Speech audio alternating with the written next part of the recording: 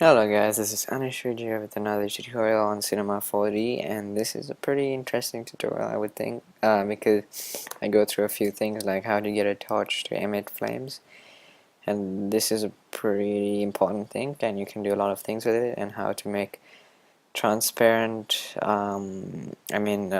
see-through objects, and how to make like other things. So I'm gonna first go to objects. This is how to make a scene.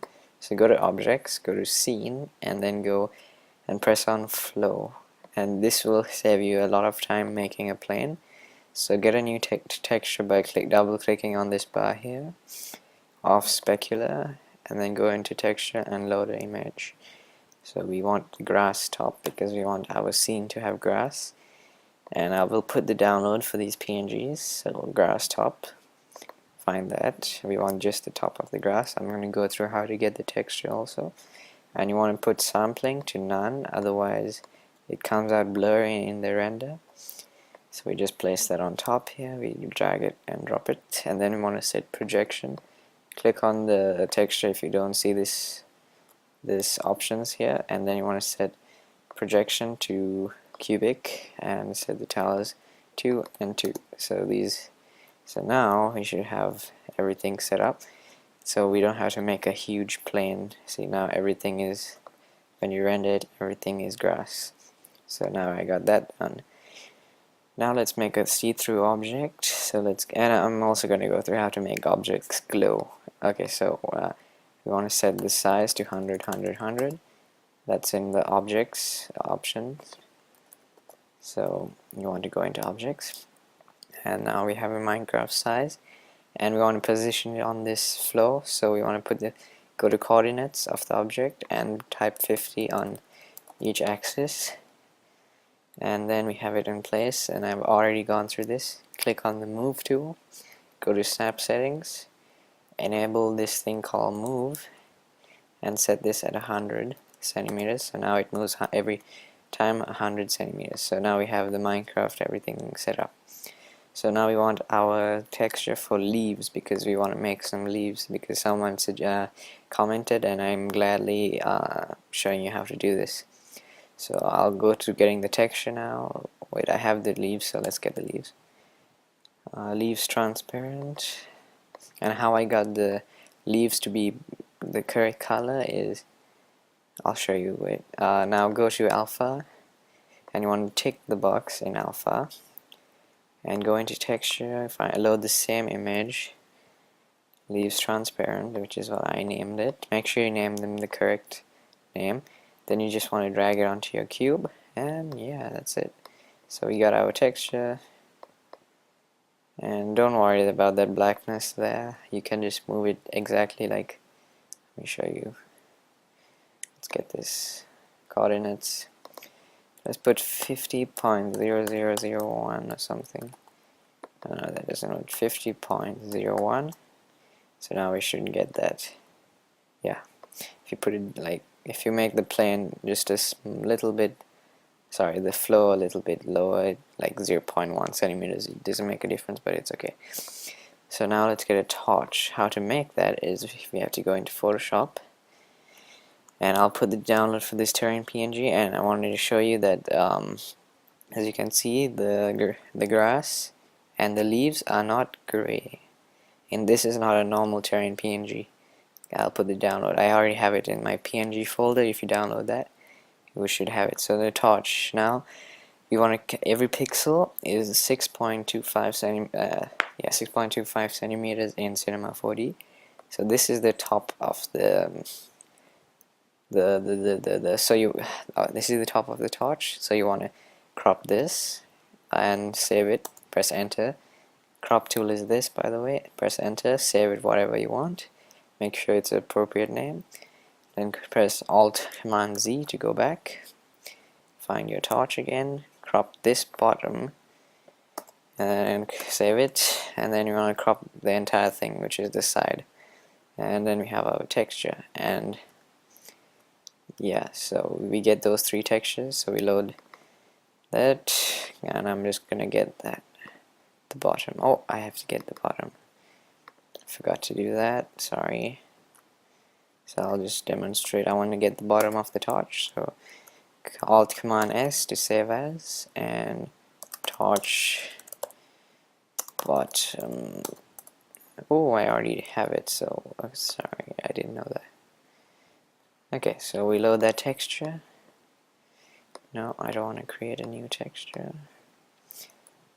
Oh, I think it's in my other folder, sorry. Oh, there it is. Wow, it's alone. So set MIP to none, and we have the bottom of the torch. So we want to count how big the torch is now to get the correct size. So it's 10 pixels tall and 2 pixels wide. So that's 12 point. How tall it is on the y-axis, and the z and x-axis is the width. So let's write that down. Get a new cube. Set the coordinates. Set the side coordinates. Let's set the coordinates to 50. And object size. Now we want to set that size on the x-axis is 2 pixels, so it's 12.5.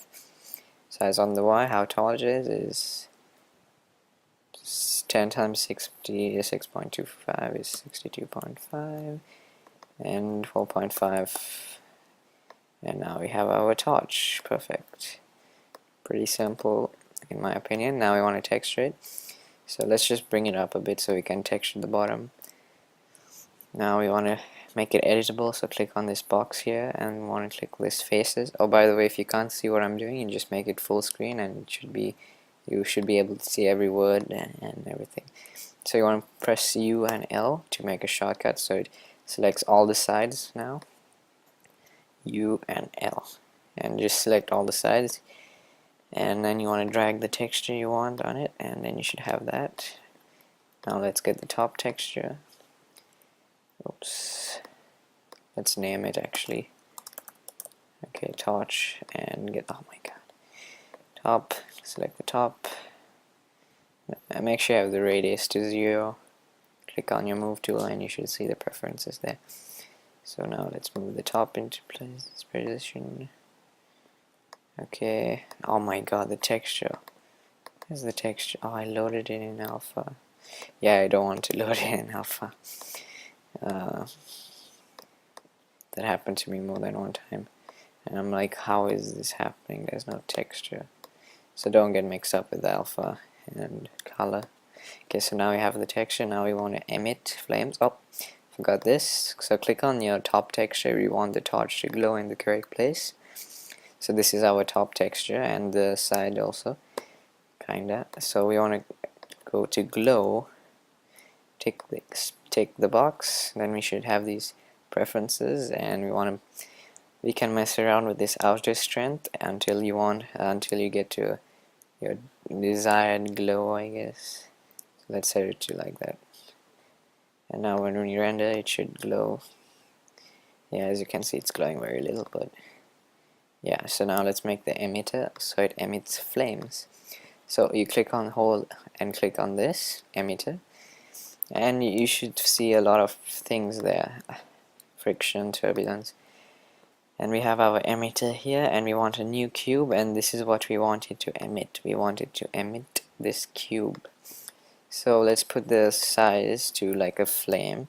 By the way, you can texture it differently than me. I'm just going to go through the basics and you can figure out the rest. So we're going to set it to 5, let's set it to 3. And you can make it more realistic than this, trust me. And let's just put the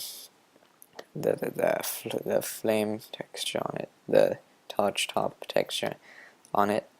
And we don't want to move the coordinates just yet, just position it back to default, and it's in the middle of the emitter. So now we have our flames. This is the flames, by the way, this cube, and you just drag it into your emitter. And now we have it combined, and the emitter is the parent of the cube. So whenever we click on the emitter, you should be able to drag it with that cube in the middle. So we have that done. And if you want, you can even hide the cube, so you just press X, press this tick, it should be hidden, but you can't really see it in the render, so it's okay. So select your emitter and go to coordinates and set the P, this P, which is the rotation, to 90, and it should rotate 90 degrees. Now what you want to do is position it in the correct place. Wait, let's put these coordinates to 50. I don't know.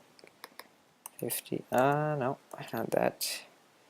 Let's set this to 250 and set this. Are you serious? Negative 450. So now we should have it in a good position. And bring it down. And that's not a good position. Let's put this to 200. Okay, that looks okay.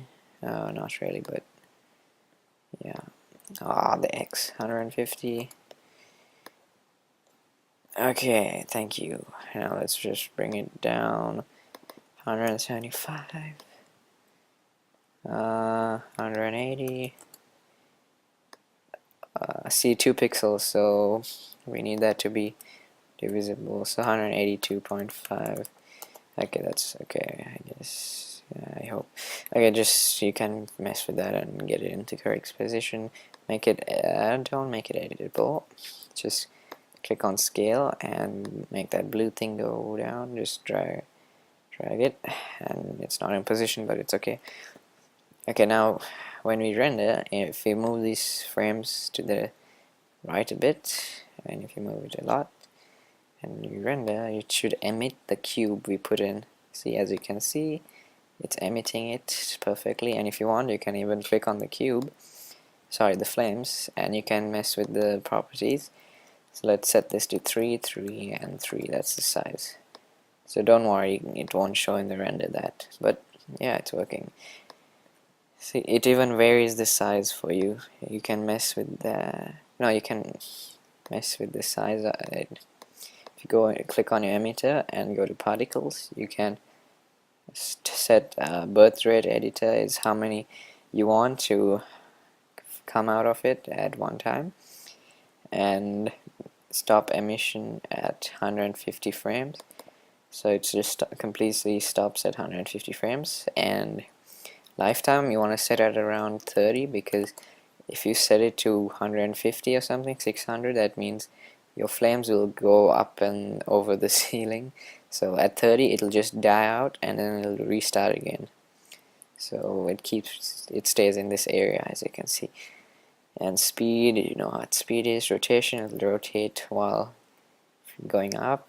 Variation is how much it varies. Like, the speed will vary if you set it to 100, the lifetime will vary how much. So yeah, that's pretty much straightforward.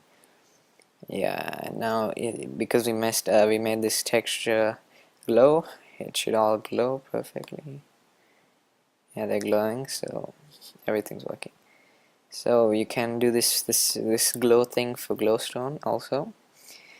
And what else do I have to go through in this tutorial? Let's get to lighting a bit, actually. So if you hold down here and click on light, you should get a light and select your move tool, and you can drag it to whatever position you want. You can mess with the settings of that, but there's already a tutorial on that, so I'm not going to go through it. And one more thing is rigging in Cinema 4D R12 is very bad in my opinion, and Maya might be a good option for animating, but I just discovered that Cinema 4D R13 has added so much of new software for rigging, so don't worry about rigging in Cinema 4D. So don't think of switching to a new software just yet. Just try out the new Cinema 4D R13